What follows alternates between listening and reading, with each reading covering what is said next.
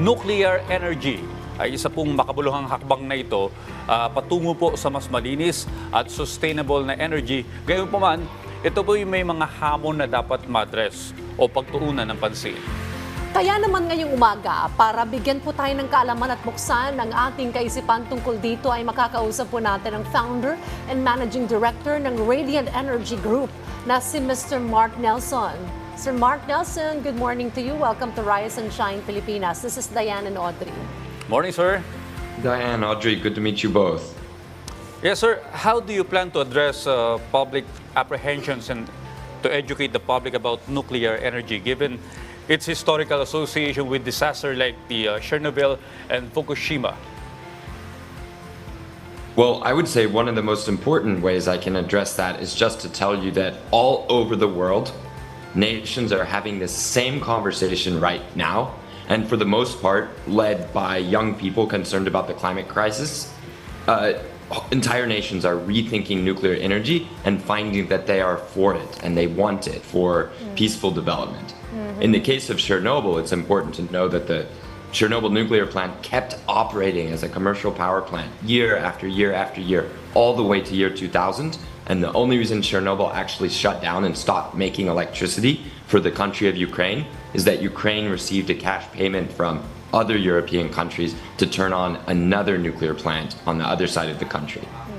Sir Mark, can you tell us more about the recent Stand Up for Nuclear event organized by Alpas Pinas and its key objectives in dispelling these misconceptions about nuclear energy?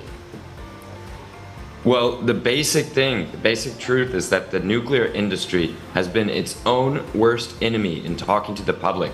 The nuclear industry thought if it just stayed behind the walls of its own nuclear plants and ran nuclear plants really safely and really cheaply, that somehow the public would learn to love it.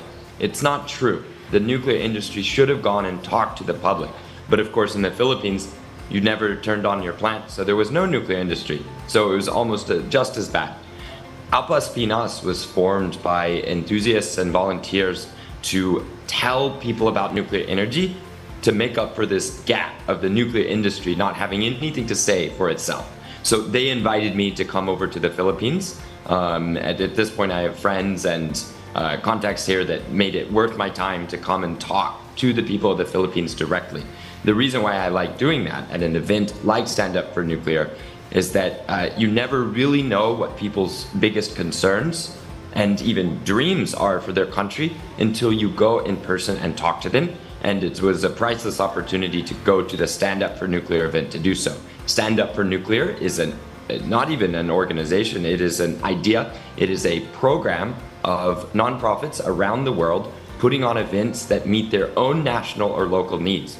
Just this year, I was at Stand Up for Nuclear in Milan, Italy, where young engineering students and their professors in 21 cities in Italy, including Milan, put on demonstrations. I have to say though, the Alpas Pinas event in Manila was the biggest and best produced Stand Up for Nuclear event in the entire world this year. Well, Sir Nelson, what motivated you to become an advocate for nuclear energy, and how do you believe it can address the current energy needs of our country, Philippines? Well, I'm from Oklahoma in the United States, and growing up, my family was involved in small-scale oil and gas, and although that was okay, it provided a good living, and I'm grateful to my parents. I felt that I wanted to do something more than just fossil fuel development because I'm worried a little bit about the environmental problems we're leaving for ourselves and our children because of carbon emissions. At the same time, because I understood the oil and gas world, I knew that energy is not being produced just for waste. It's being produced because it's the way that countries like Oklahoma got wealthy. I had a young Filipino friend in grade school growing up, and the reason why he and his family were in America was indeed for the economic opportunities that come from a high energy country.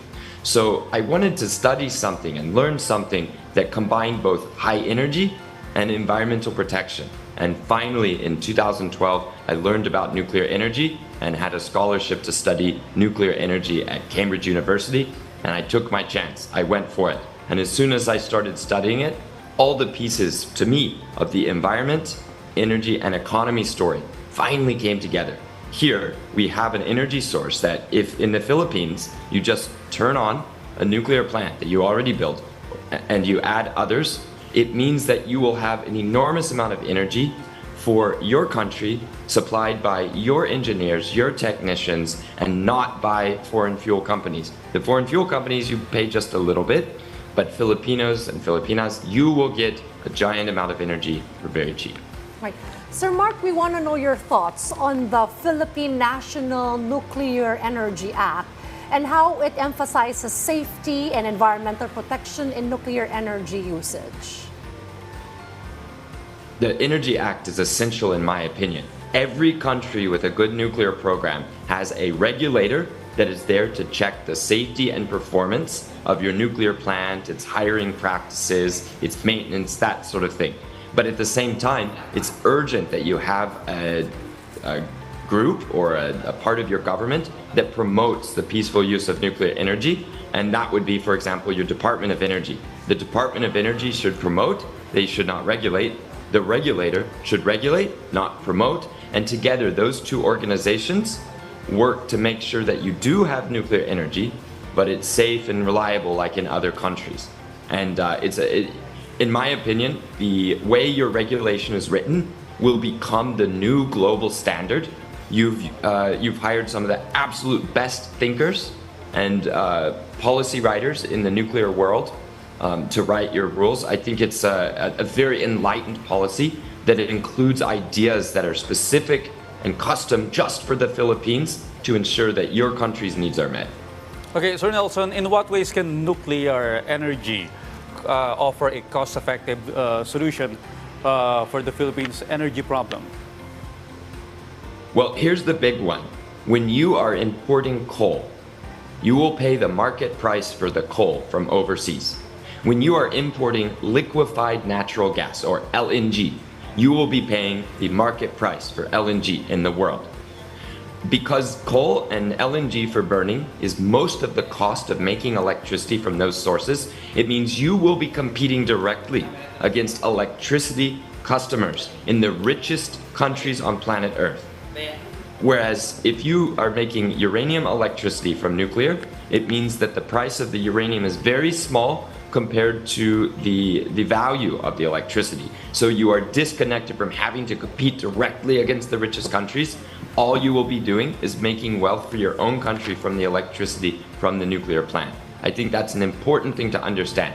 It doesn't mean don't do coal and gas. It means that only nuclear will liberate you and allow the Philippines to have its own strength and own direction without having to rely on the up and down of the energy markets globally. Okay, so conversations about nuclear energy, of course, include safety and also proper management of nuclear waste. Do you think the Philippines can handle the risk in terms of usage of nuclear power and also practice proper management of nuclear waste, Sir Mark? Indeed, I do. And anyone who tells you that the Philippines isn't smart enough or isn't capable to handle its own affairs in nuclear energy, I don't know what to say about people who have that little faith in your country. No one worries about flying Philippines Airlines. Your airline pilots are outstanding, the training is superb and world class, and the best airline companies and aircraft companies in the world stand by to help you stay just as safe as you are today. Nuclear energy is much the same way. If the day you start a nuclear energy program, you will attract the best and brightest of your young people and your mid-career people, not just in the Philippines, but to come home from overseas. Stop sending home remittances.